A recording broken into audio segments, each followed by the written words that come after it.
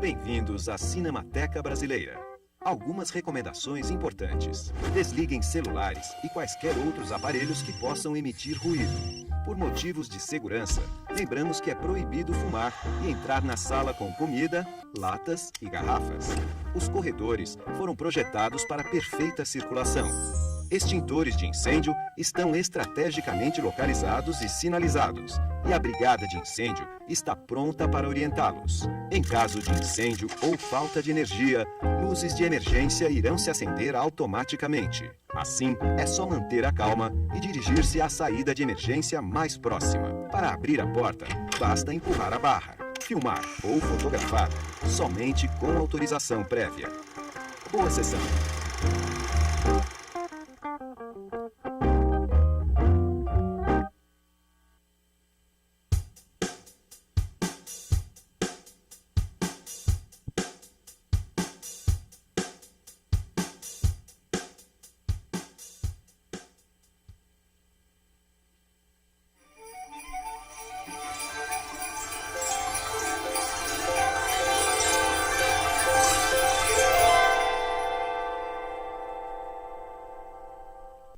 Boa tarde, gente. Rapidinho, só algumas informações. Peço desculpa para quem já ouviu isso algumas vezes. Quando acabar a mesa, todo mundo precisa sair para a gente poder fazer a mesa seguinte. Existe aqui no deck uma instalação que é uma experiência imersiva na realidade virtual, realizada pela empresa Árvore. Está numa tenda que tem aqui do lado, que é bem bacana. A gente está vendendo aqui na produção o livro do Edgar Moura, que é A Cor. Tá? Ele vai dar hoje uma masterclass falando sobre isso. Quem quiser está aqui, está vendendo um preço especial. Só falar com o pessoal da produção. A Lumatec, que é a nossa parceira, está sorteando uma mochila bem bacana. Eles pedem no final do último dia, que é hoje, a gente vai sortear. Tem que passar lá e preencher um cupom. A VAV, que é a Vitrine do Audiovisual, portal que faz a ligação entre nós profissionais com as empresas produtoras, em parceria com a Prodville, montou um totem lá na frente que é para as pessoas poderem se cadastrar. Esse cadastro é gratuito. A Bucareste Ateliê de Cinema irá sortear todos os dias um brinde. Depois de cada mês eles sorteiam um brinde. E no último dia do evento, que é hoje, eles vão sortear um módulo do curso de Direção de Fotografia ministrada pelo Alziro Barbosa. Para participar tem que postar uma foto do evento, marcando ABC, Cinemateca e Bucareste. Lembrando que a próxima mesa é uma apresentação das AIS, com a participação do Snirro Pato, que é das AIS, mais o Adrian Tegido, diretor de fotografia, que todas as mesas daqui para frente serão aqui, quando encher, serão exibidas na Sala Petrobras, não mais no salão aqui na frente, sempre na Sala Petrobras, tá bom? Agora eu passo para o Lauro, que vai apresentar.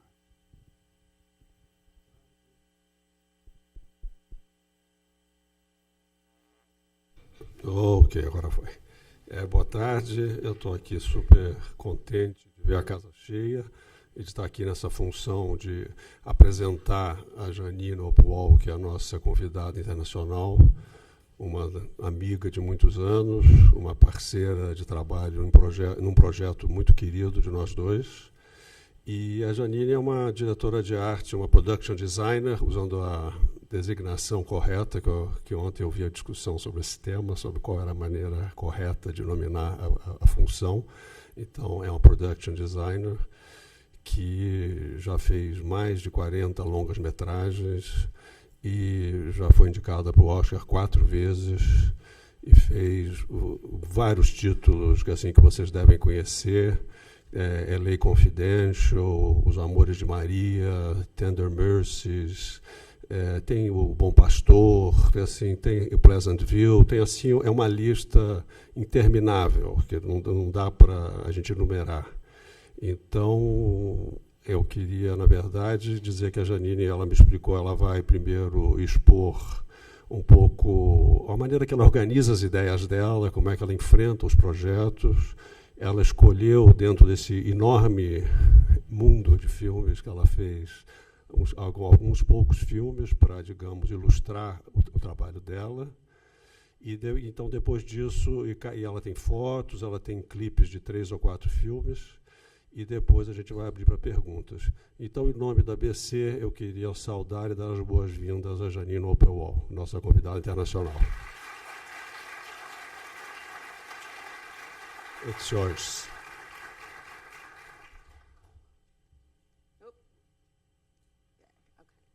Thank you all for coming.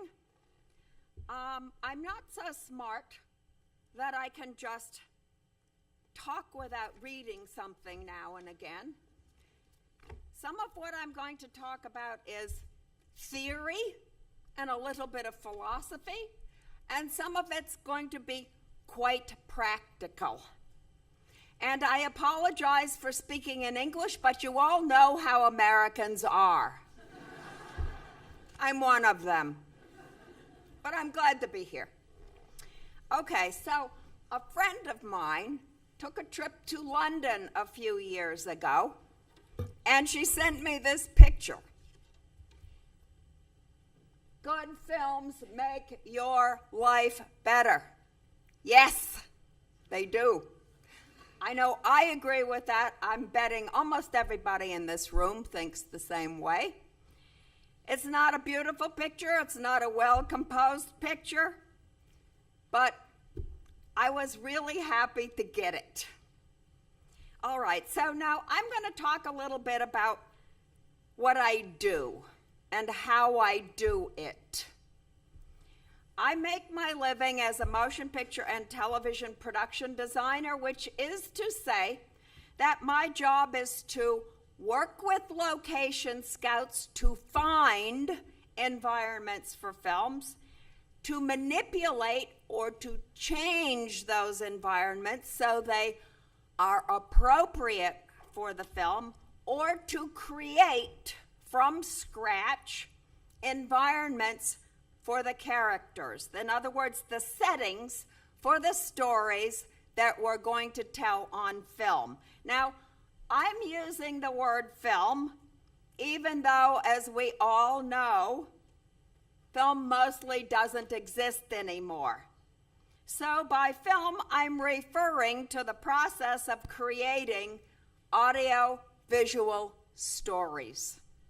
This usually, but not always, usually this involves following a group of characters passing through a series of events and environments in time, captured on camera to be assembled by an editor and a director later in an emotional and a logical manner to create the whole story from beginning to end, in other words. Now, everybody always asks me, including many professionals in the film business, what is the definition of production design? Usually, the only thing I can think to say is that it involves taking responsibility for all of the environments in these stories that are told on film. Now, what are those environments? Well, that's everything an actor walks through, drives past, sits on, looks at, picks up. In other words, the designer is responsible for all of the visual context of the story. If the story is light, bright, fluffy, the designer and the camera department work in one way. If it's heavy or dark, we work together in a different way. And what the audience learns comes in many ways from those backgrounds, what the designers choose and how the camera department lights it.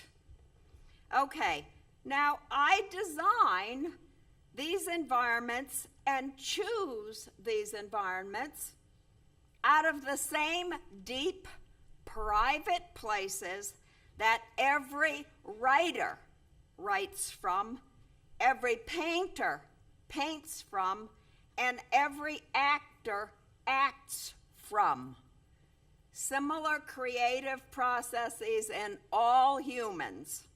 So in a sense, every project I work on is in part an exploration of my own memory, my own knowledge, and my own feelings about the story. But the other part is a trip into the complete unknown. And I call it the unknown because these stories are not about me.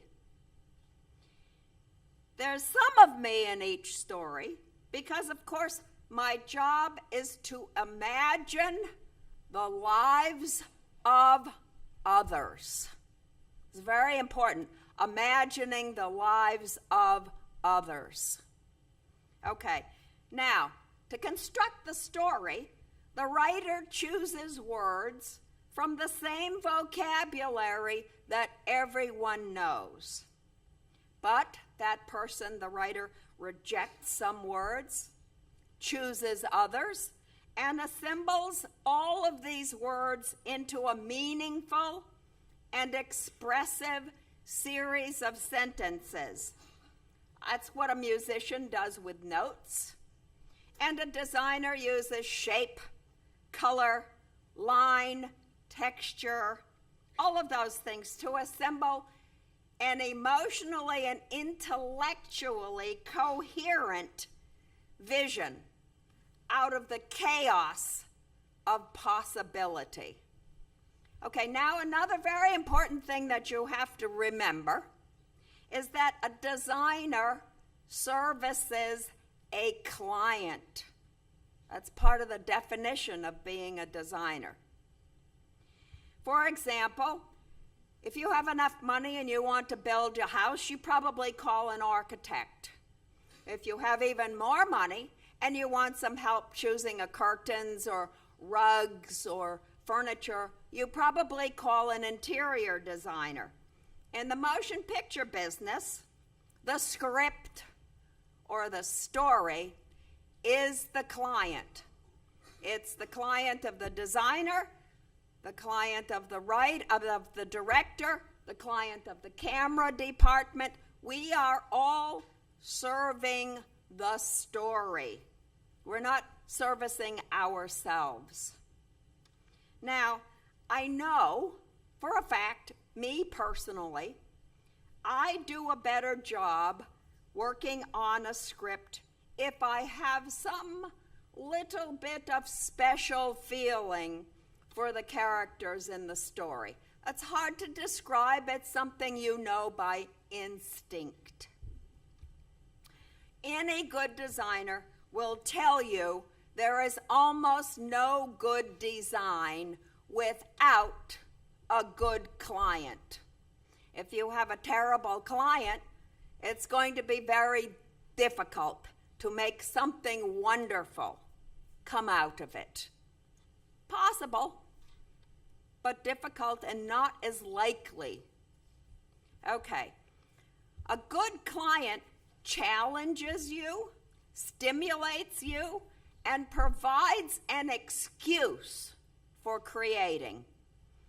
A designer reads the story, understands the emotion and the action required of the characters, and then tries to find or build a place in which that action can properly take place. What's the shape of that place? What's the size? What color should it be? What objects are in that place? That's all the result of an overlap between what the script calls for, what the director has in mind, what the producer can afford, what the designer and the camera department is inspired to do. Collaboration, big collaboration. Now, there's two parts to every story, whether it's commercial or personal. There's what you're trying to say and how you are trying to say it. They have to fit together. One has to suit the other. In the best of all possible worlds, you should not be able to tell the difference between the two. Ideally, and this does not happen all that often, but it does happen, and I'm going to talk about some examples today in a little bit, a set should be a kind of visual metaphor for what is going on in the story. Okay? Some stories are simple, and you need to tell them in a simple visual way. Some stories are baroque, big, and they require a lot of big embellishments and swirls and much detail and dense texture. Sometimes the designer has to manipulate an existing place to make it right for the script. And I can honestly say that in my lifetime of doing big movies and tiny movies, I have never yet just walked into a place to turn on the camera. There's always something that you need to change a little bit so it's better suiting your characters, helping the story better. Now, also, sometimes you can't find the right location, or you're going to be shooting in a place for 5, 6, 7 days, 2 weeks. Or there are some difficult things happening in the scene. That's when you figure out you probably have to build the set. Now, how you do all those things is based on some kind of complex formula, by instinct again, having to do with who you are as a person, what your experience is, what your knowledge is, and how you react to the story in front of you. Now, basically what I'm saying is that every unforgettable image or environment on screen is the result of what happens when a good designer and a good camera department meet the right client. It sounds simple, but it's also really difficult. Okay, now, motion picture designers are practitioners. We make. We don't sit around and discuss it much. We get it done. We're not academics, and a good designer is not very often someone who is able to dwell in the realm of the abstract for all that long. We live in the world of the concrete, the real, the physical. Some imagination, but the physical world is a lot of how we relate to everything. Now, for many designers, the closest thing to an idea is an object, a thing. It can express an emotion or a state of being. It can solve a problem. It can scratch an itch, whatever it is. Many of us find that we have learned to think on some level with our hands. I remember seeing a documentary film a number of years ago about the famous Los Angeles architect Frank Gehry. And there was one moment in the film that made me go, because I watched him on camera walking down a hallway of a building he had built and expressing his feeling about that building by just running his hand along the wall as he was walking and talking. And I thought, oh, wow, I do that too. There was an interesting and enlightening moment for me in that film, realizing that the hand is such an important part of the body.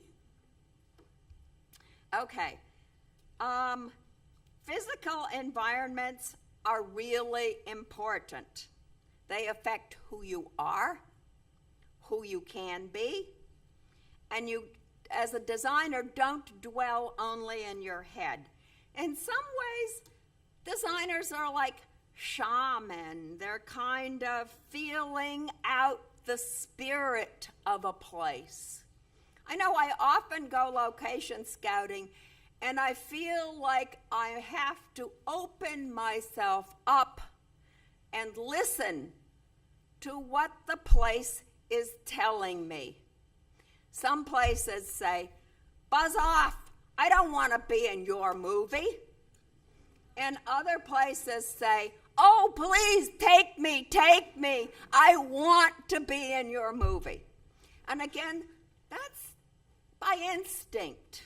It's something you know because you know the characters, you know the story, and you have a feeling for what a place can say about those people in that story. Okay? So that may sound crazy, but I'm not the only person who would say that. All right, so to be a good designer, something about the job has to come easy for you. You have to be able sometimes to just lie down in your bed at night and let your mind fly through the areas, the spaces, the places that you want to bring to life. You have to, in some ways, have a better feeling for geometry than for algebra. Shape and space have to come naturally somehow. So when I was a kid, I used to sit under my mother's kitchen table. She had a button can. She had painted the button can. She had put decals of flowers on it. And she kept all her extra buttons for her sewing projects. She just threw them in the can. And I loved sitting under the table by myself, opening up the can and picking out the buttons. And sometimes I'd arrange them by color, sometimes by shape, sometimes in circles, sometimes in lines. It was infinitely amusing. So for me, I can look back and say, all right, that's where it began, under the kitchen table with the button can. It sounds silly, but when you look back on your life, you figure out, I guess I was always interested in things like that. All right, so now I need to talk a little bit about how designers recognize how they make and how the audience can respond to an idea that's designed into a film. So I want to give you a few examples from my own career. And the first example I want to talk about is a film I did years and years and years ago. In fact, it was the first film I worked on, and it was called Tender Mercies. I was asked to design it, and I was lucky. So another thing to remember is that in the film business, as in life, it is often good to be lucky. So I felt lucky with that film. It was a story that I understood about a woman who lived her life in a completely traditional manner, in the middle of nowhere, in the same way that her mother had lived her life before her, and her grandmother as well. I knew something about this woman. I had a feeling for her. I understood how being in a lonely place could easily drive you into the arms of a stranger. And by the way, when I take on a new film project, I often like to make up a paragraph, a few sentences, some lines, that tell me what I think about the story, how I respond to the story. And it's not just because every time I go out scouting, people are gonna say, what is the story about? And they don't want to know what is the plot. They don't want to know, he got up in the morning and then he met his girlfriend and then they had a fight and they went, no. What they're asking is, what does the story mean? And so you find that you have to talk about what the story means to you first. So then you can talk to other people about what it means. And I find that that's always helpful. What it gets at is why you wanted, or I wanted, or any of us wanted to do a job in the film business in the first place. Is you want to tell a story that means something about you, about the people around you, and everyone else. I get lost without having somehow in my head some sentences that I can use to describe what I think is important about the story. Okay, so in this story, let's see what comes up here. That's the name of the film. Okay, this is the kitchen. All right, the main character, whose name is Rosalie, is living and working in a small roadside motel gas station combination. And the story says that her place has been made out of the way and no longer interesting or important because a new highway passed her place by. Okay, so now we go scouting in Texas, where the story was set, for something that can work as a beginning for Rosalie's place. What we found was a small shack, a sharecropper's shack, probably, in the middle of the cotton fields on a long, flat, boring road. There's no gas station and no motel, and the shack had long ago been abandoned. So it was my job to figure out how to turn the inside of the shack into Rosalie's home, and how to find the gas pumps and the signage, and to build the necessary motel around that. The director, whose name was Bruce Beresford from Australia, he had a couple of things to say, not many, but a couple of things to say about what was important to him. And one of the first things was that the wall inside the house between the kitchen and the office needed to float, to be easy to move. That was actually pretty easy. You cut the wall at the top, you cut the wall at the bottom, you cut the wall on the sides, and then you put molding at the top, you prop it up with molding at the bottom, it hides what you've cut, and the wall comes in and out easily. That's easy. Okay, the interior, as you can see here, ended up with a lot of traditional wallpapers, old-fashioned furniture, hand-me-down pots and pans, and kitchen products who had not evolved a whole lot in style from years ago. It was not a film set in the past, but it needed to feel a bit like it had been set in the past. Now, for the gas station. When I drove into Dallas, Texas, where we shot the movie, I noticed a sign for a gas company called Glowco, the Good Luck Oil and Gas Company.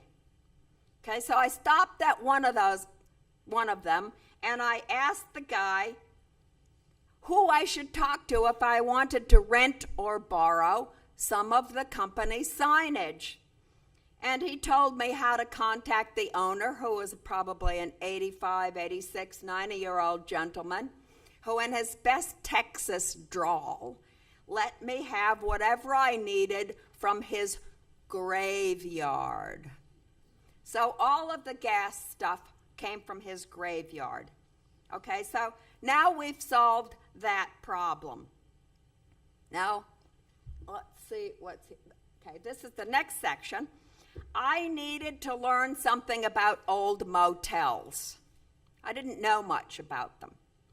So I figured out what was the old main road between Dallas and the next city on old Route 66, which some of you might have heard of.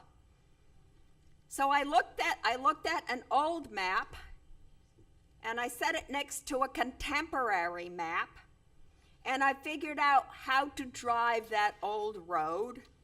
And as I was driving, of course, you see old motels, you see abandoned neon signs, you stop, you take some pictures, you study the way that they look. So I spent an entire day doing that. So this is one of the motels that I saw, the Palace Courts. There's nothing palace or courty about it.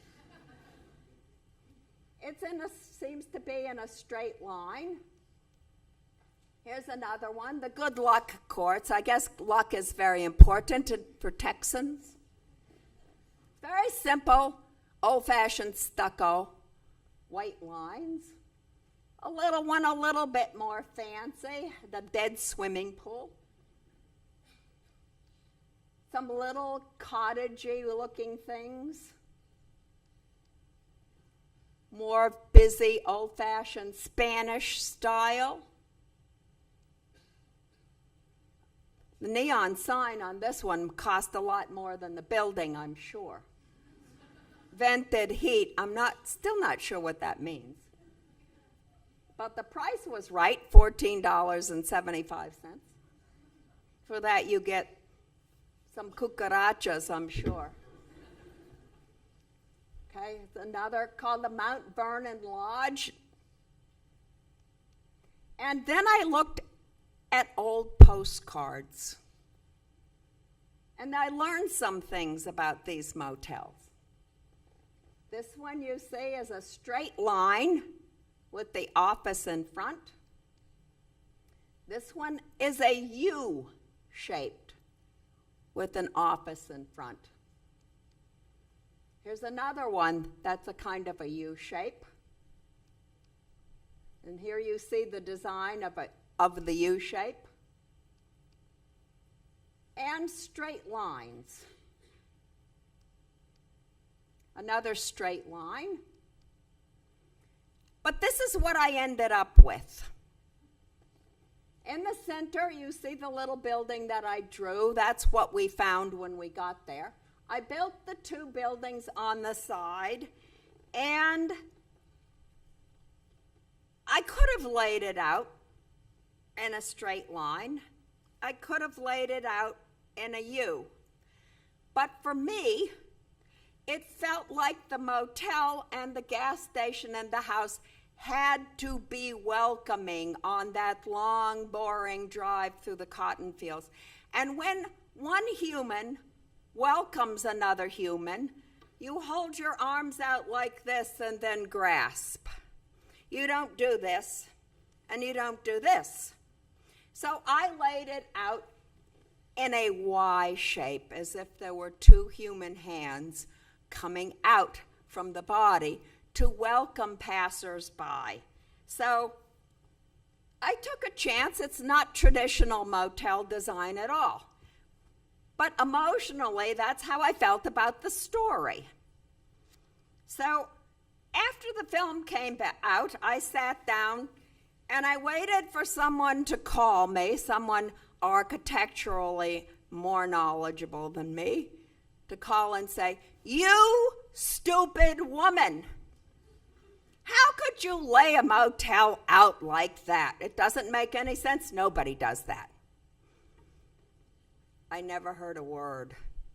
Absolutely no one ever called me to complain about how it looks. So I learned you can get away with quite a lot. All right? Now, for the neon, of course, I said I bought an abandoned neon sign. It had nothing on it. In the script, no one had given the motel a name, and I realized it had to have a name. So I decided to call it the Mariposa, Spanish for butterfly. Texas has a lot of Spanish in it, has a long tradition of that. See, here you see the Y layout and the neon sign that says motel, and the Gloco gas sign, and the cotton fields freshly plowed in front. And the same place at night, we laid it out so that a great deal of the motel sign does not work. And there you see the Mariposa. Butterflies are symbols of change and have been for many, many, many years. And a year after the film came out, some friends called me. They didn't complain about the layout. They said, well, we missed the opening credits of the film. Did you design it?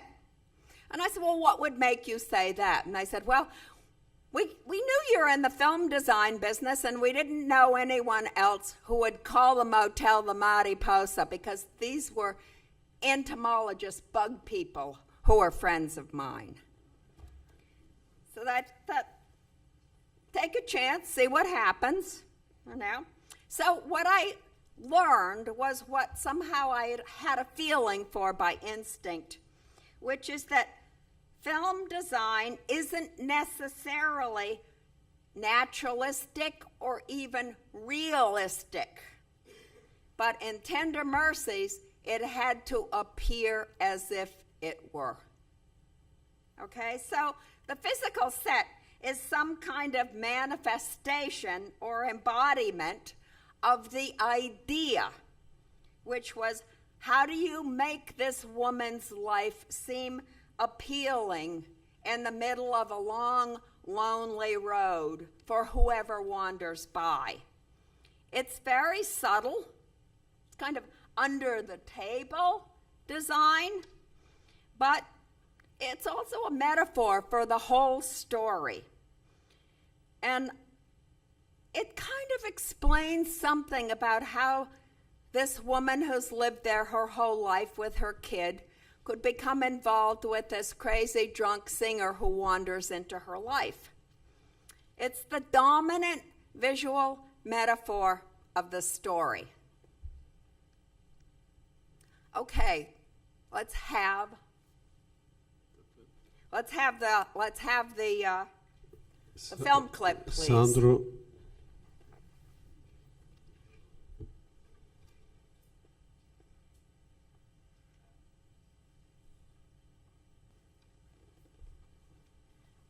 Next image. Okay. So this is another film that I did called Snow Falling on Cedars. It's based on a novel set in the Pacific Northwest, north of Seattle. It's in a fictitious sort of fishing village. And it's set a few years after World War II, at the time that anti-Japanese feeling was running very, very high still in the United States. The story revolves around a trial in which a young Japanese-American veteran is accused of murdering a well-respected white fisherman while on the white fisherman's boat out at sea working. There are a lot of plot complications having to do with the persistence of love and the persistence of hate, but suffice it to say the central set of the film is a courtroom. For budget and tax purposes, the producers decided to make the film in Vancouver, Canada. And Vancouver and Seattle share a similar geography and a similar climate. So for the most part, that worked out okay. But the real problem was the courtroom.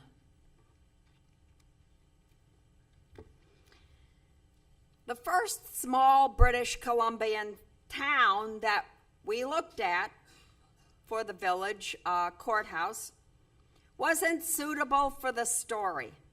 It was stone, it was hard, it was very British in flavor, and it was in the middle of a busy intersection which would have been impossible to control. So I kept pushing the location scouts to look farther away. And the poor location manager kept saying, I can't go farther away. The producers told me, no, this was as far as we could go. So I said, okay, well, I'll just get in the car by myself and go look then. No, you can't do that. At any rate, another 45 minutes down the road, and we found this small town, one bakery, one gas station, no liquor store, no restaurant, but it had a city hall. And the city hall looks pretty like northern Washington state, north of Seattle, to me. So,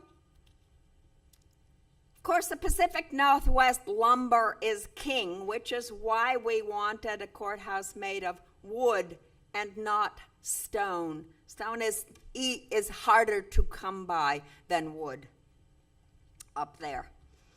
And also the original courthouse that we looked at wasn't really very useful because actually the Canadian justice system and the American justice system are different enough from each other that you're not interchangeable. The interior layouts of courtrooms are very different in Canada than in the US. So that ended up meaning we had to build the courtroom.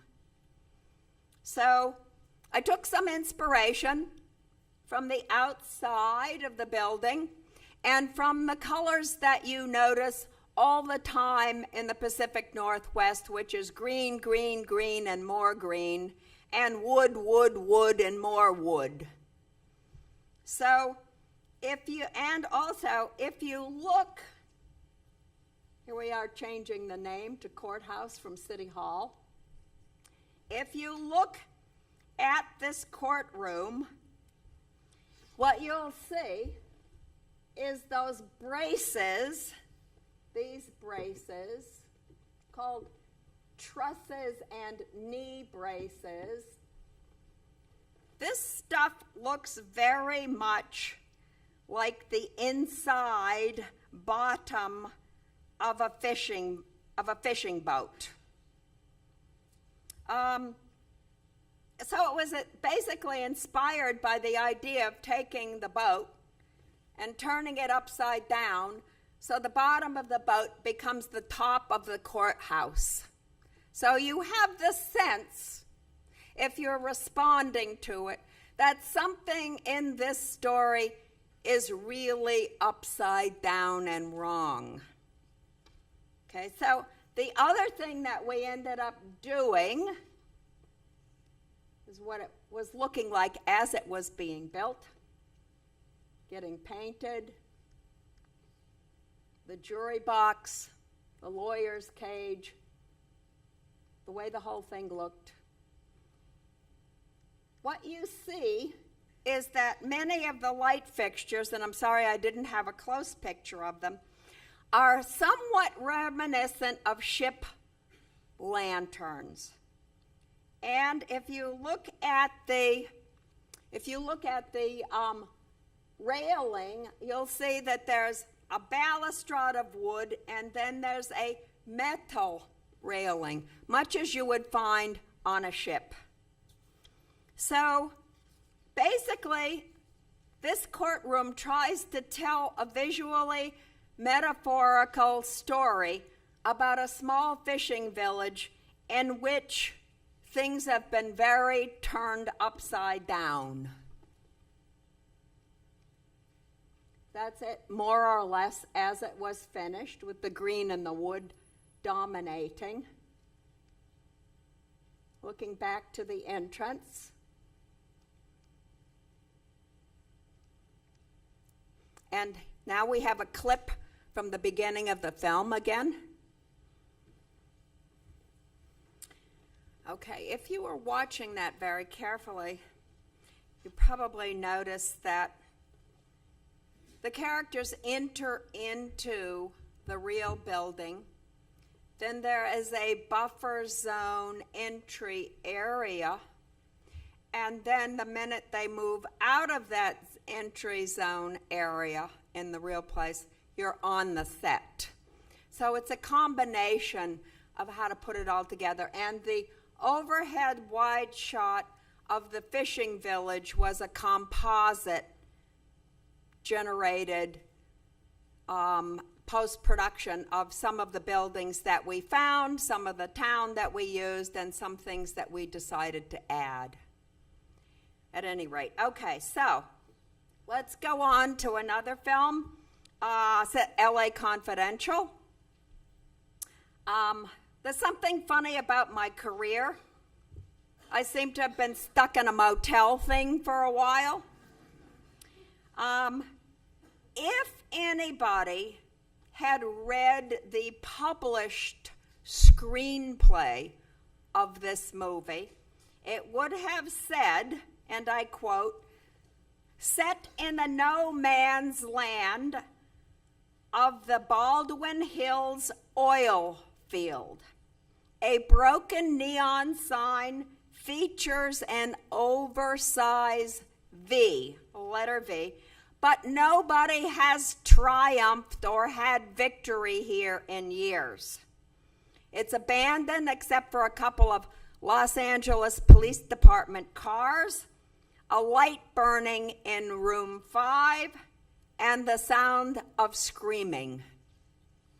Okay, now I have to tell you, that was not the description in the script which I first received, nor was it the description in the novel on which the story is based. What was described originally was a motel in a no man's land of bulldozed houses next to a sign announcing a coming soon freeway highway. Now, the script described the motel as a U shape, a horseshoe, up against the foothills of the mountains, one way in, one way out, no rear escapes to the back possible. Okay, now the line producer told me in no uncertain terms the day I walked into his office, "There will be no building of this motel. You have to find it." Okay. So I spend the next few days driving east and northwest of Los Angeles to try to find this old motel, again on the remains of old Route 66. And what did I find? One motel an hour and 20 minutes away. You know the producer is never going to send people to drive an hour and 20 minutes to shoot in a motel so far away. And there was a lot of gunshots and fighting in this motel, and I thought, well, how are we going to do that in a real place? Never mind, I was told to go look for it. I did. I found one other motel north of Los Angeles, not very far, but it was unphotographable. There was no reason to take the camera out of the pocket to even look at it. There was no possibility of finding any interesting angle. If I showed this to someone like Lauro, I would be killed. What are you thinking? Okay, so the line producer had to concede that it had to be built. Okay, fine, first problem solved. Now comes the big problem. Where do we build it? I didn't have any idea, really, but I got in bed that night and I started thinking about what I saw when I first came to Los Angeles from the other coast. I got out of the airport and I was driven through a series of brown, dirty, overexposed hills covered with these oil wells, up and down, sucking oil out of the city. And I thought, what in the world kind of place is this where in the middle of the city there's an oil field and it's still functioning? So I remembered that image. And I woke up in the middle of the night and I thought, you know, that would be a great place to put this motel. Why? Because it's a perfect visual metaphor. The story is about how corruption is sucking the city dry. And in the background of where I could put the motel, you see these things doing exactly that physically. You know, a lot of Los Angeles, when you buy a piece of land in Los Angeles, it comes with oil and mineral rights. I mean, my house in Santa Monica came with a clause that said I had oil and mineral rights, and I thought, what the heck, you mean I could drill for oil in my backyard? Apparently it comes with the land, but you're not allowed to drill for it. At any rate, okay. I talked to the director about this idea. He was someone I got along with very, very well, and we agreed it would be good to explore this kind of image of Los Angeles.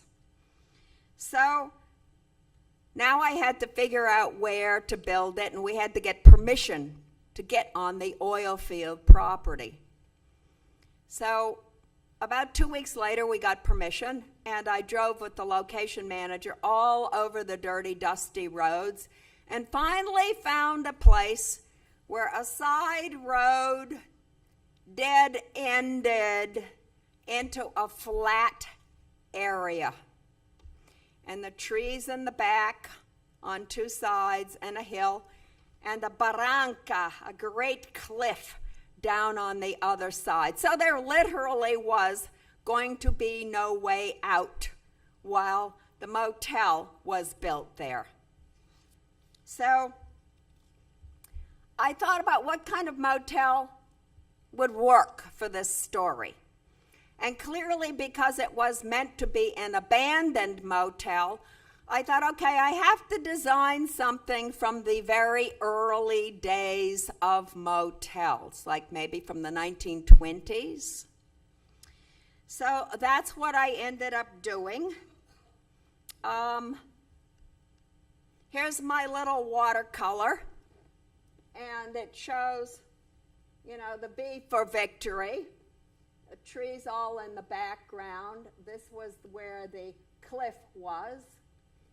And these were the little motel units, several of them, again in an L shape, and that's the no way out into the cliff. Now, the funny thing about motels from the 20s is the idea of taking a car trip was very new. And motel owners were eager to have people take their cars on a road trip. And they often offered these little open doors where you could drive your car in at night and hide it. Keep it safe from dust and whatever. And I looked at that idea when I saw a motel similar to this, and I thought, oh, this is perfect. It's a great place for the camera department and the grip department to store all their stuff so they don't have to put it into the trucks every night. I thought the cameraman was going to get down on the ground and thank me. He was so happy that he didn't have to take the stuff in and out every night. I thought, wow, that really worked. So anyway, what you see is these are the technical drawings. And see, here is one unit, another unit, another unit, another unit, and here are the little doors where you would presumably hide your car, but where the grip and electric department got to hide all of its equipment.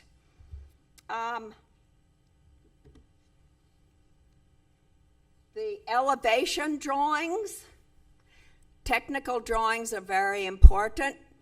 When you're building something, you can't wave your arms and hope that the construction paint department understands you. There's often not enough money or time to make a mistake. And the less I have to second guess myself, the happier I am. So this is it starting to get built. Oops. Getting farther along. We put leaves from the trees there and painted the roofs as if the tree leaves had been staining the roofs for a long time. We found bushes that were half dead and struggling to begin with, and then we didn't water them. Here's the sign, and here are the 2 oil drilling wells. And so we scattered all stuff, leaves and branches from the trees. And here's the doors again behind which we hid our equipment. And this is what it looked like in nice light and with the 2 cars as the script describes. Another photograph of it as finished. And the story says that the action takes place in one of the rooms which had started to be demolished. So this is original construction method in Los Angeles. Lath, it's called, these thin pieces of wood with plaster. And we built the real wall, and then I stood back where you see I've taken the picture from, and the carpenters proceeded to demolish part of the wall. So I stood there and I said, more, more, more, more. No, stop, too much. That's kind of how we got the feeling of, reality into it. This is what it looked like when we got done tearing it apart. You can see some of the walls still left. And the old mattress left behind, the mattress support. And this is the video clip.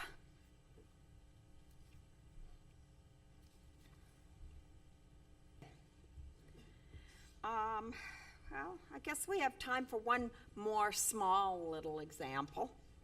I did a pilot, and then it turned into a series for Sony called Good Girls Revolt. I guess I was a good girl and I revolted, so I was drawn to the material. I actually was visiting a friend in Greece when I got an email about a story called Good Girls Revolt, and I kept thinking, why does that sound so familiar to me? And after a while, I realized it was based on a book written by a friend of mine. And I hadn't seen the book for years. My friend was Lynn Povich.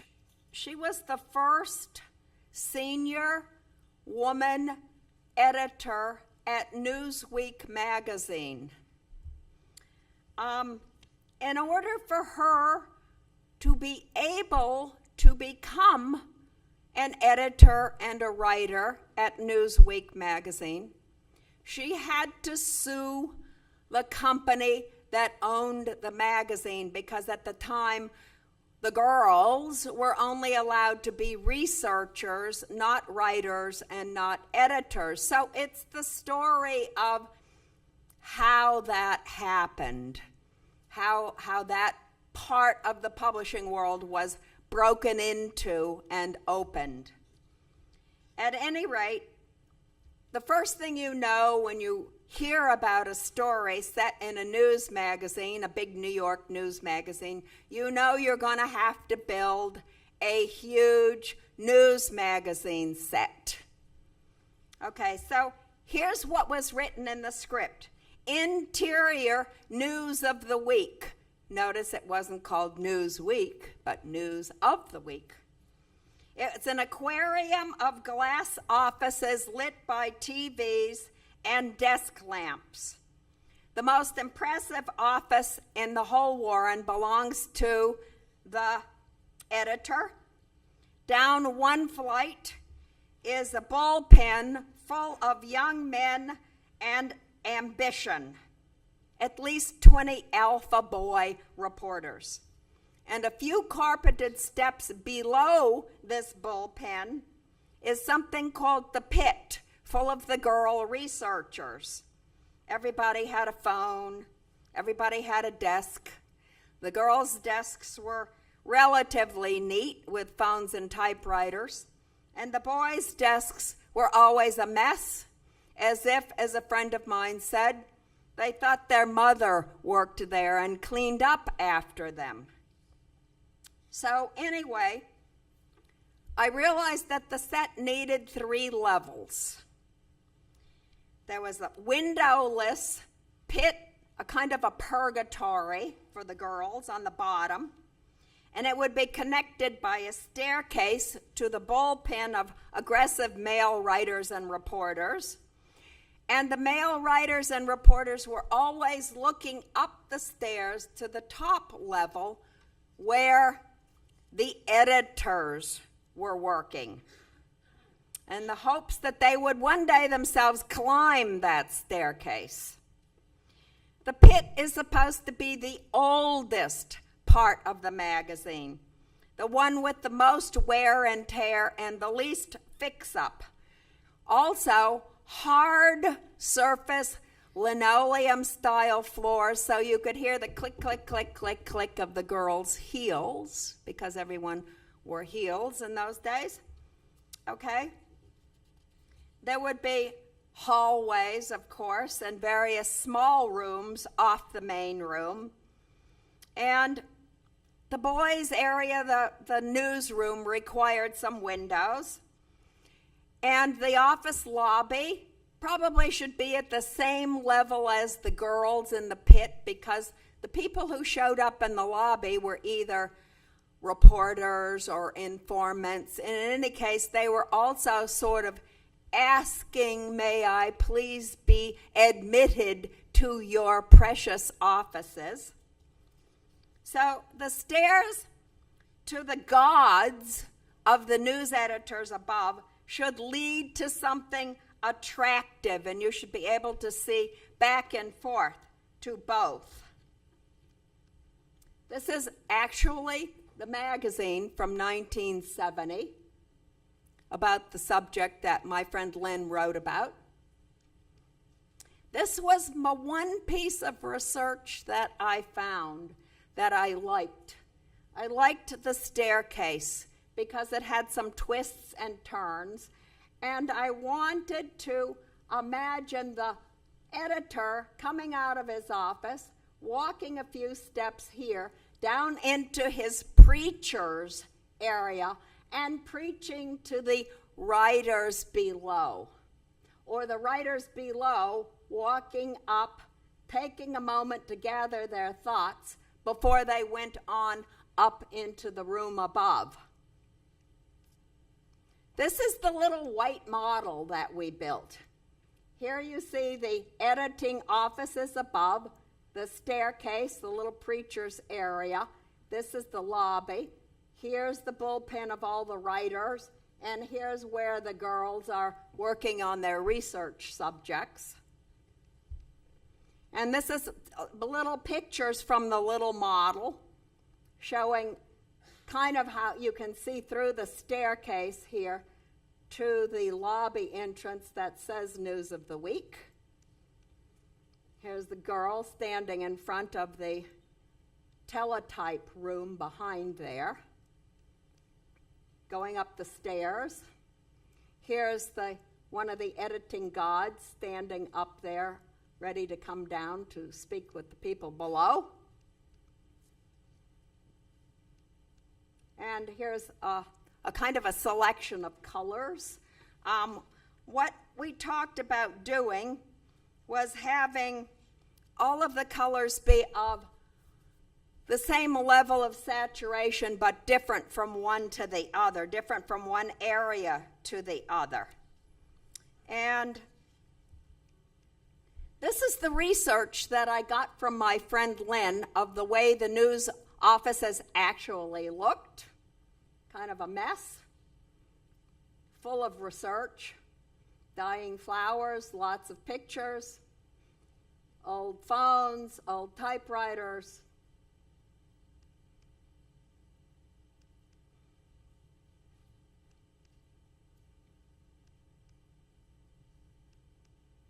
And this is New York circa 1970, because we had some scenes set outside in the city itself.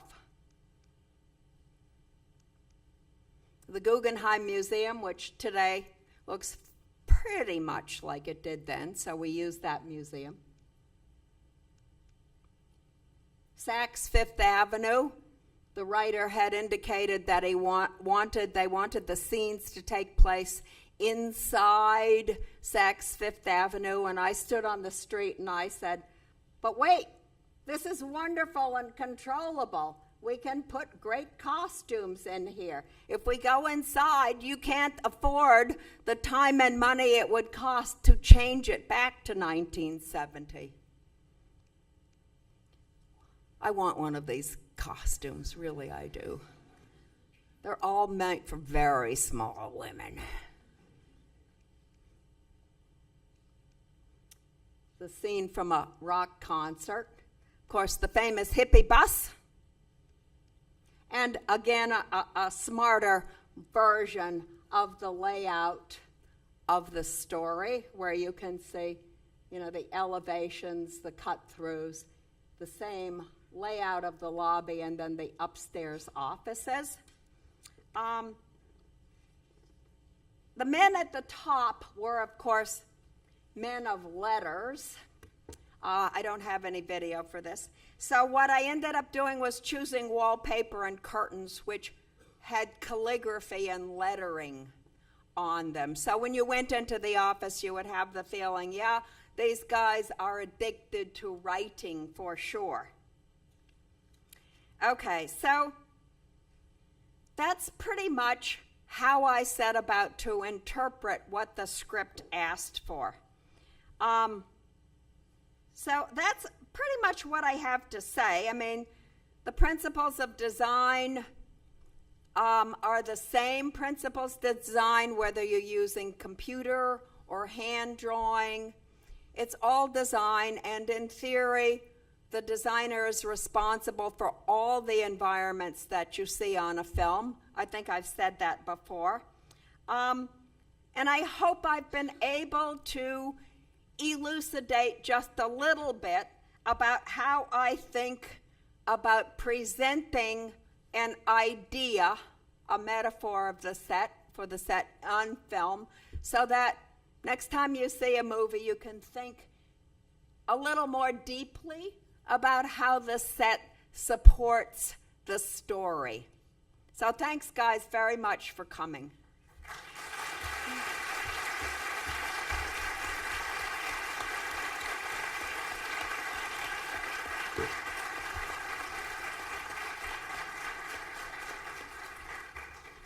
Little questions? Put preguntitas solamente. Vai começar, por favor, espera o microfone, tá? E quem resolver falar em inglês, espera ela pegar a tradução, tá? Quem quer falar em português?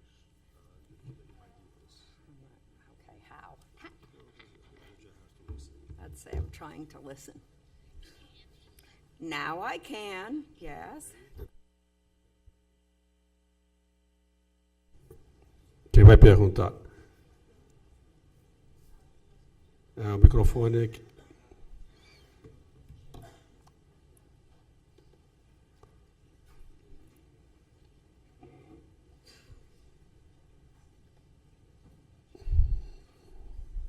Tá fora.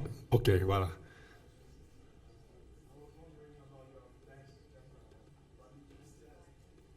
There's a lot of feedback. Maybe he should speak direct. Ela está pedindo para você falar direto, que ela não está conseguindo ouvir aqui no radinho. Deixa eu ver se eu diminuo o volume um pouco. Just very loud and noisy, and I don't hear him very well. Tenta falar mais alto. Vê aí. Quem é que está com o microfone?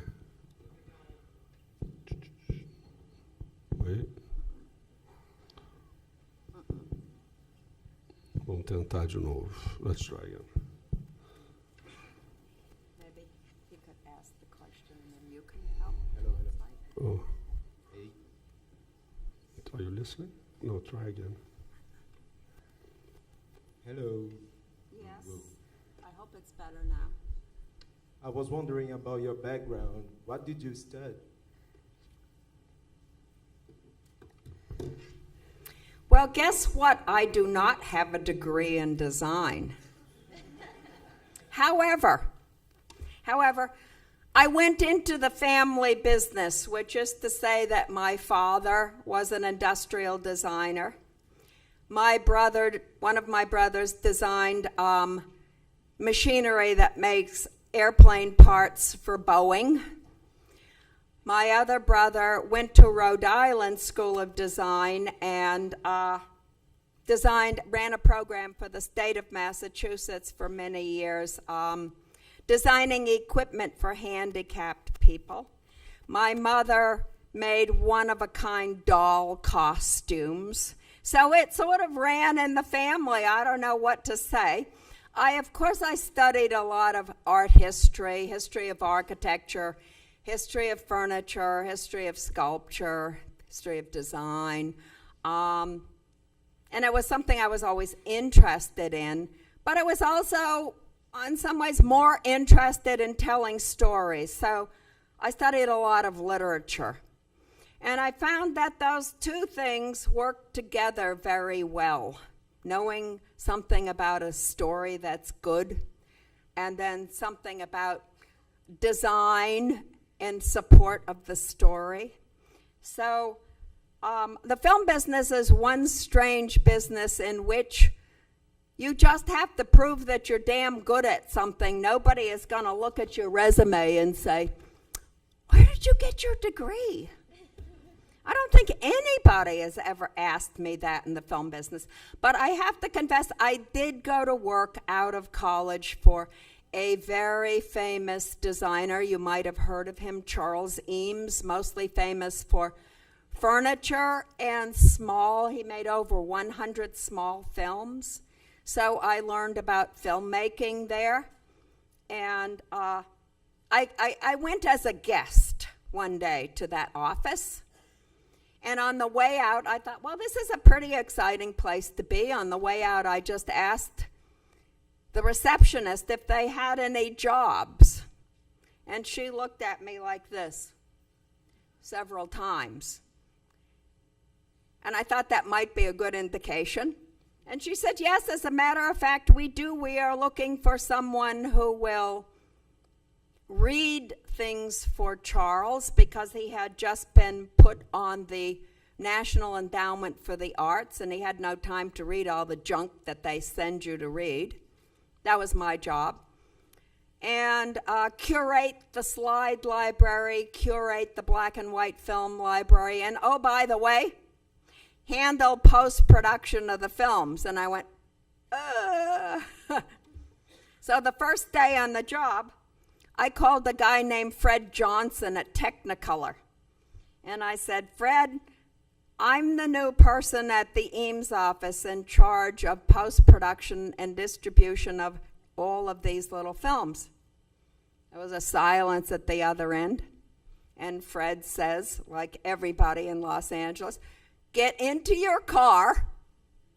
And then he gave me directions to get to his office at Technicolor. And he said, my job is going to be a lot easier if you know what your job is. So we all have to be thankful for people who take an extra 15 minutes to tell you what they think about how you should do your job. It's a big learning process, and we all have to learn from each other. So it's a long-winded story, but that's kind of the answer. Hello. Hi. So this is a question from my friend Teresa. She doesn't want to ask, so I'm going to ask for her. For those who don't have money or the possibility of changing places' structure, as you did with the motels, how could we shape a place only with objects? How do we shape a place with real objects? I'm not Yes. sure, because there was feedback. I'm not sure I totally Yes. understood. That's it. She's asking, how do you shape an existing place with objects? Yes. Okay. The first thing that I always think about is, how do the existing places work for telling the story? Where's the door? Where's the windows? Where's the opening to the other rooms? How can the acting that is required, the characters moving from one place to the next, how is that going to really fit in to this place? That's the first thing to ask yourself. And if it doesn't fit in very well, you have two choices. Keep looking, or try to figure out how to modify the rooms to work. You can make a second door, or make a bigger door, or an archway, or change the shape of the windows. Whatever is possible according to the people who own the place. And then you need to think about color, because color says an enormous amount about what's going on in the story. And after that, you have to imagine the life of the place. Who was this place before you're telling your story in it? And who is it going to be while you are telling your story in it? And what kind of objects help you to tell that story? What does this person have? What's the history of the place? What has that person acquired in the course of his or her life, for example? Does the furniture need to be soft? Does it need to be hard to indicate something about the story? I mean, that's just a sample of the kinds of questions I ask myself when I walk in the door. So sometimes, as I said, the place says, yes, take me, and sometimes it says, I'm not interested. In which case, the designer isn't very interested either.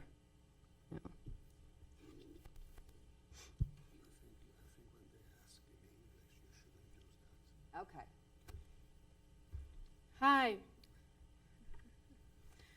So, practical question and emotional question. Since in like 70s, 80s, right? Things change a lot. So how is your feeling about all the change since film, né? And now digital? Since in research, when you look for books, when you look on you go to the library and now you go just to the computer, and about the process and what you like, what you miss, so practical and emotion.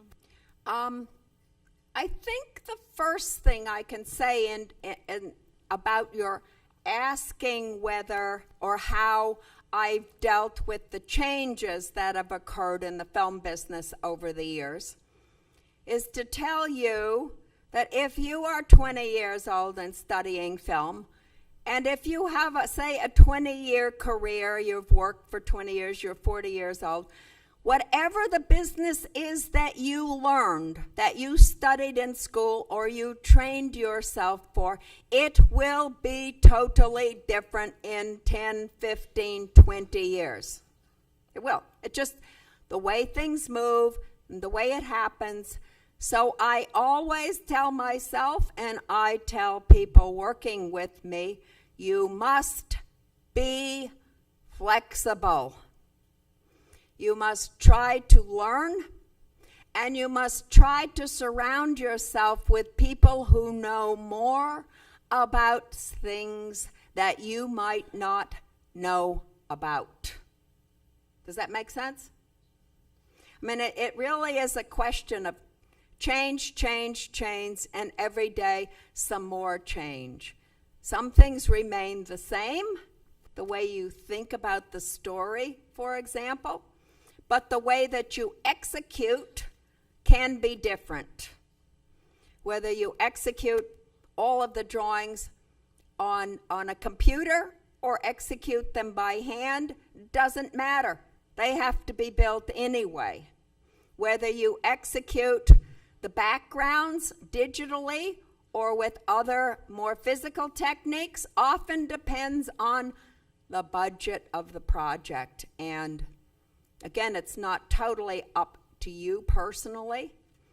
It just changes all the time, and you have to be ready to help think what's the best solution.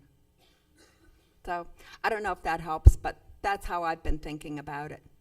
So just remember, 20 years from today, it'll be a different world again. So get prepared as best we can. Hello. Hi. First of all, I would like to thank you for being here with us, share your amazing experience. It's been really inspiring. And I'd like to ask you, what were the main challenges you went through during when you started your career, and what would be different in nowadays? Well, when I started, film schools barely existed. And now today there are numbers of film schools that promise to teach people production design. And also, when I started out, I was ignorant and naive, and in some ways that was a good thing. I didn't know that girls didn't do this job in the beginning. It never occurred to me. I just went out and started doing it. So how I approach it in a different way today, I don't know. The biggest challenges, I think, were really trying to understand the system that already existed in the film business before I wandered into it. Because there is a system. And in the United States, at least, sometimes it feels like a Henry Ford-style assembly line. And so you have to kind of learn if you can fit in, and how you would fit in, and how you want to fit in, and whether it's the right thing for you to fit in. So in many ways, it's also important to know enough about yourself to decide whether this is the right thing for you. Because whatever the obstacles that I had would not be the same obstacles that someone necessarily would have today. but the process of learning how to do the job is somewhat the same.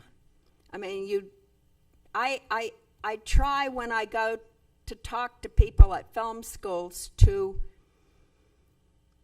basically talk about design to people who want to be directors and writers and producers, because I think that people trained in design, if they followed me around for a few months on a film, they would pretty much get it if they've already got some training in design.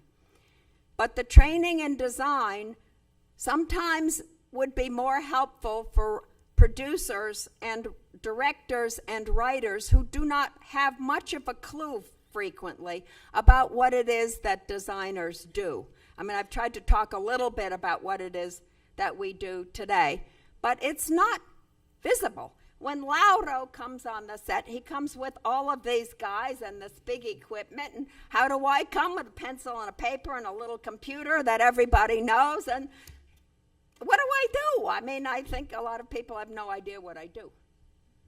So, I don't know, I'm wandering off topic, but the challenges facing anybody getting into the business are in a way are the same today as they used to be. It's really learning how does that business function first, and how do I fit into it second, which means you have to pretty much know the crew list, who does what, and what job do I like? What am I suited for? Is that okay?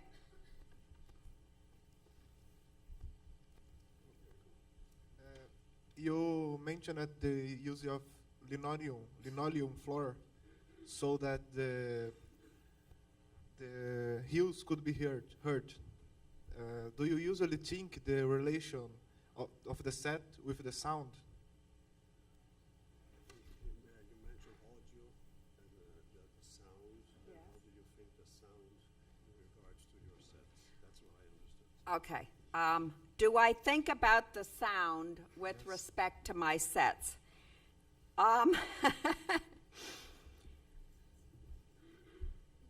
The unfortunate part about being a sound person is you come last.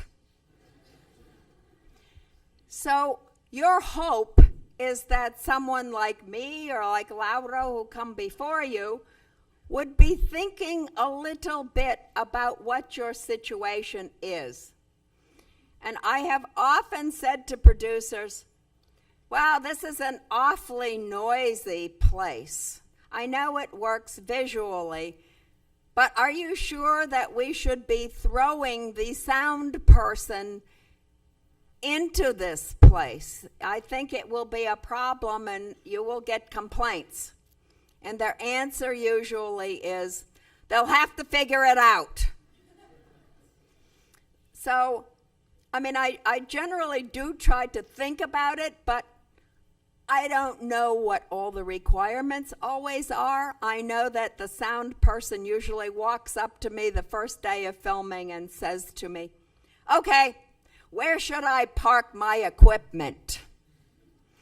And I usually have some idea, because I have some idea about where the camera's going to be and how things are going to start out anyway. So that's by way of saying it's a big assembly line, and everyone needs to find his or her own place in it.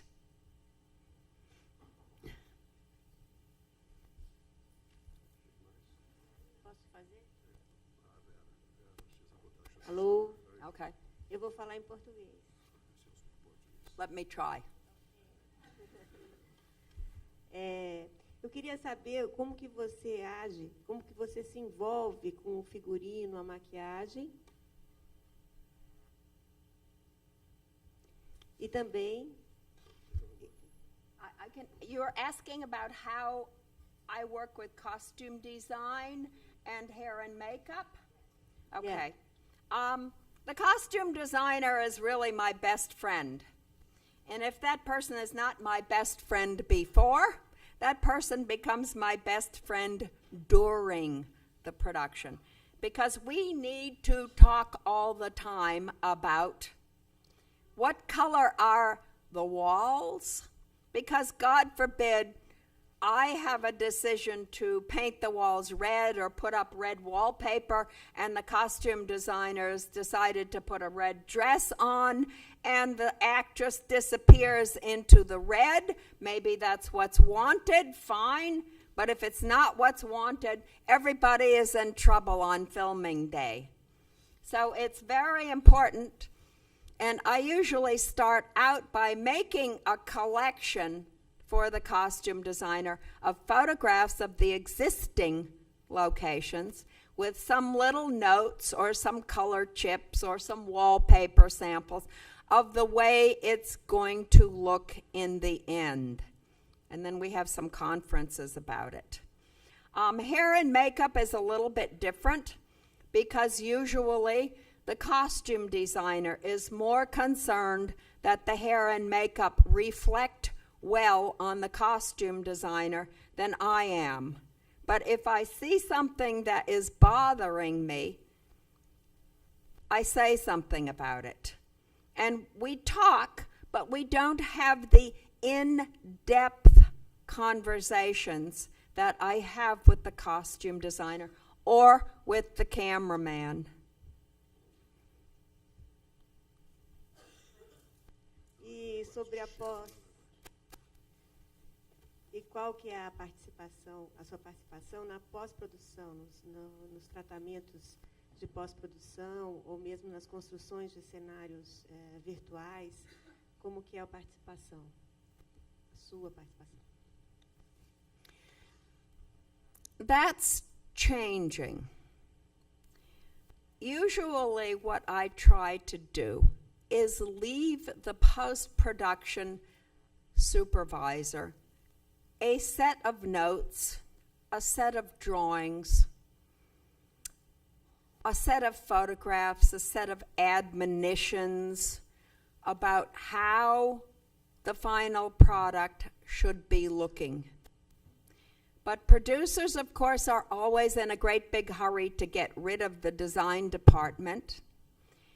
And having a chance during post-production to have a conversation with the people doing the digital work very much depends on the relationship that you are able to build with those people before you part ways. I've had people call me in a panic, post-production people, and say, "Oh, what color was that wall? We have to reproduce a piece of it, and we have no information. Help me."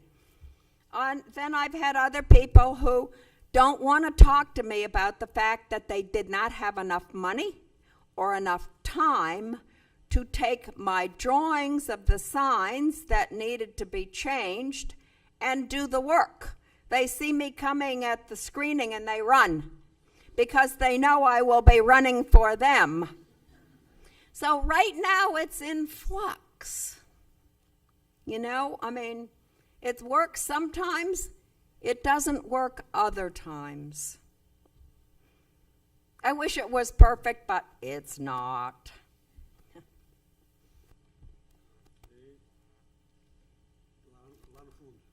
Hi, my name is Amanda. Oh, sorry. And I'd like to question, how do you convince your team about your ideas, or how do you talk to the photographer or the director? Because sometimes I think you have this idea, but the camera don't show that. And you said about the first movie, and I didn't see that hug about this little frame you bring to us. And I'd like to know how you can put all the things together. How do I start out? By communicating with the other members of the team. It's different for every film because you're dealing with a different story.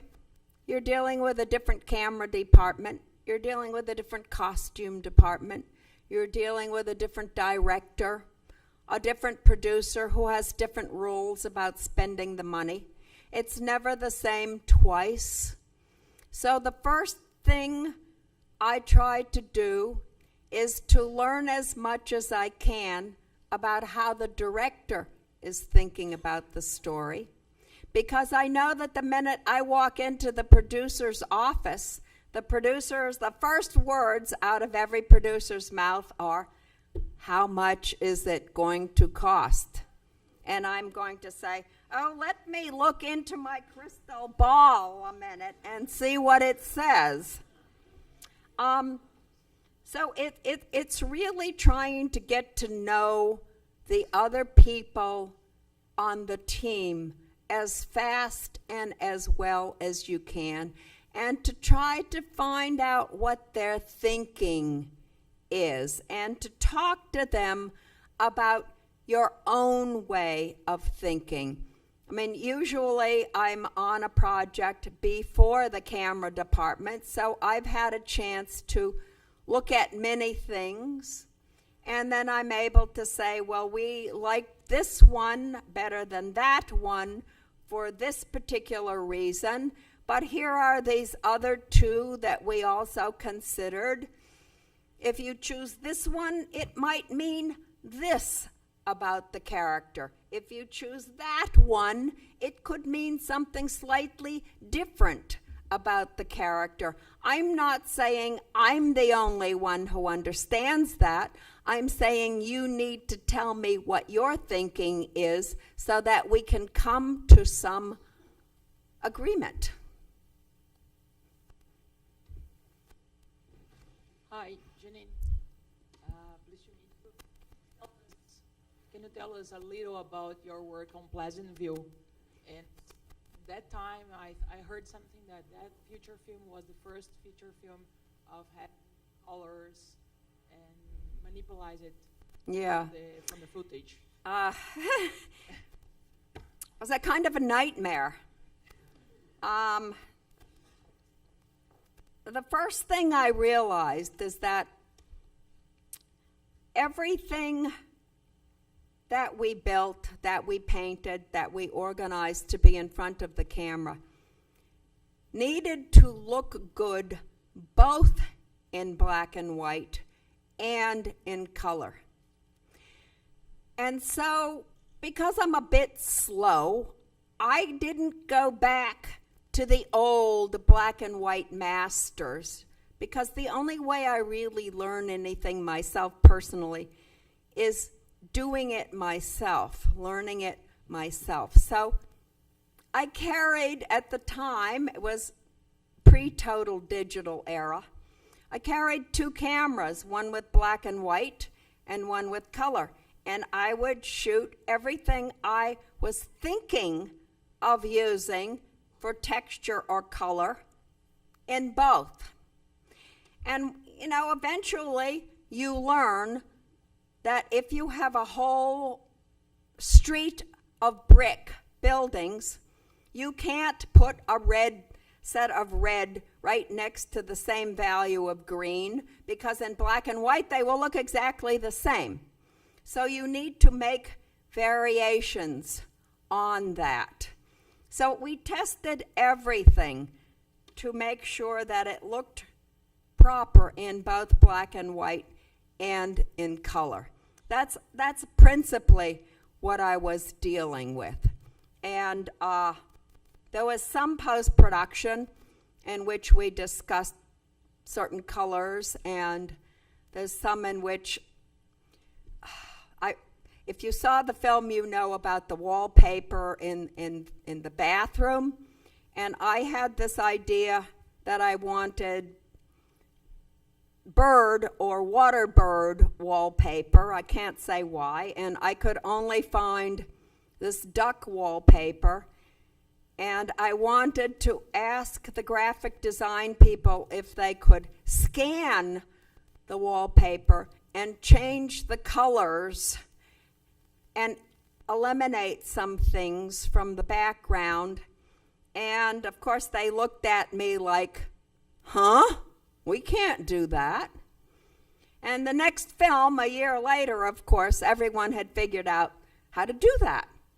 So it was like pushing the envelope every time, thinking, I know we can do this,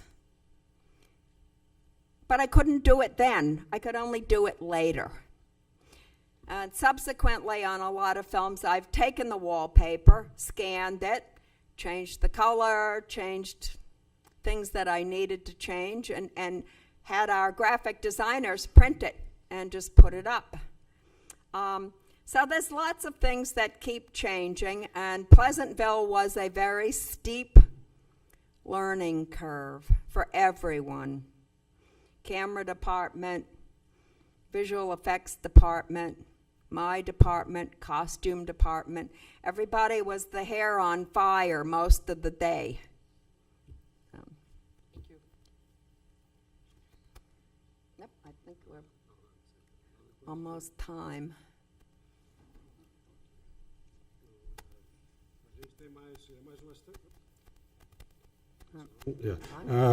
Últimas 3 perguntas, tá, gente? A gente está estourando o horário, o Carlão vai entrar já já.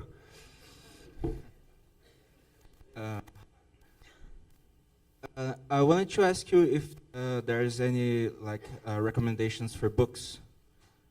For books? Yeah. Oh boy.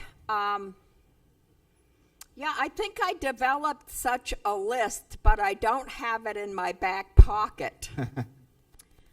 There are a few books on production design. Some of them are very, very technical. The most technical one, I think, is by a gentleman named Michael Rizzo, R-I-Z-Z-O, and he goes into great detail about the technical aspects of the art department and the drawings. There are others that are much more like interviews with designers talking about how we did this and how we did that. And then there's still others that are, kind of philosophical, talking about the implications and meanings of this film and the next film. So that there are different varieties of books, and I think it depends on what you're looking for. But if you're looking for some serious technical guidance, I would look at Michael Rizzo's book first. I mean, I kind of know a lot of that stuff, and I'm afraid I would get horrendously bored trying to read it, even though he's been my art director and he's quite good. So that's one of the first ones that comes to mind, really. There aren't a whole lot. And there aren't a whole lot of books written by production designers either on how we've done the job in the past. So if you're interested in writing a book, it's an idea. Thank you. Is that it? Yeah. Looks like. Vamos agradecer a Janine pela ótima charla. Muito obrigado, Janine. Thank you.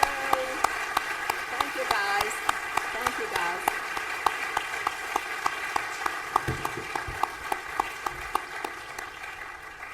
All right. Wonderful. Congratulations. It's exhausting talking about what you've done yourself. You kind of remember everything. I have to kind of remember, and sometimes I don't always remember the whys.